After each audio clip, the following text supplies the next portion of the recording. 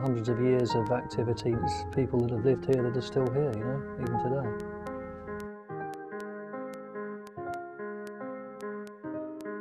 There's 16 ghosts in one of the rooms, spread over 3 different time periods. There have been hundreds of instances of things going on, you know, bangs, thuds. 2 spirits here. I'm getting 2 brothers.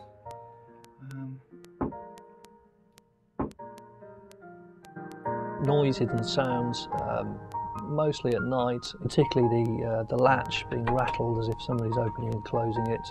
It's been pounded. I'm talking about huge bangs as well. Sounds of very unusual things that I've never really heard before. Tyrannosaurus rex or something barking in the night. Shadows darting around the place. Lights being turned on and off. Things going missing, turning back up again. She's telling me that she died of consumption. She's telling me that she died of consumption. She's telling me that she died of consumption. I found that there were a lot of these strange photographic anomalies, orbs. I see huge orb. I mean, it's the size of a baseball.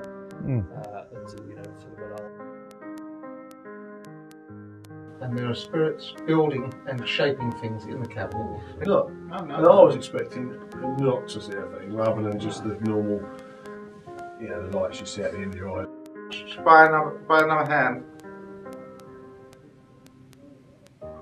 Yeah, there's... A long time ago in this area there were a lot of monasteries. There's a monastery just up the road, and Patrick picked up on a monk, and he apparently resides in the corner over there. And he was telling Patrick, I believe, that there are ponds nearby where they used to obtain carp. It's a map. Ponds. Since he told me that, I did some research and found out there's a place about 4 miles away called Staplehurst, and just outside there is a place called Monk Lakes. I've also got this man Thomas, who was a preacher. He said there was a very strong presence here, a priest, and he said that he had indulged in black magic and used it to sort of control his family. As Patrick said, that we would find something in the fireplace, and we were cleaning out the bread oven in there, and we found the remains of some melted metal, which is apparently some coins that some very old lead coin. There are people in uniform walking around here, and I can see an army truck there. There's definitely an RAF connection. This isn't an army, it's RAF. It's showing you Spitfires, they're showing you Hurricanes. It's like an airstrip gun, it's an AK gun. It's as though they were here to protect something. A military connection over the centuries, I think, and I think on one occasion he said there was some sort of army in the back garden that were grounded. It's some sort of covert operation here, research maybe into underwater operations.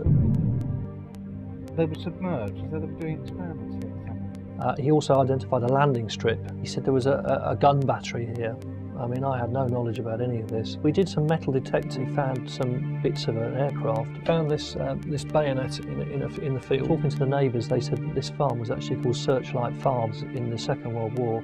There was a military operation. Mary Rose. Patrick picked up on the presence of a young girl called Mary Rose. She died in a little room upstairs. He tends to use flowers to tell her story.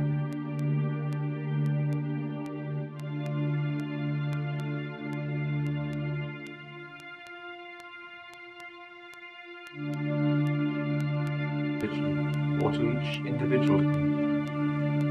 Please make yourself known. Right.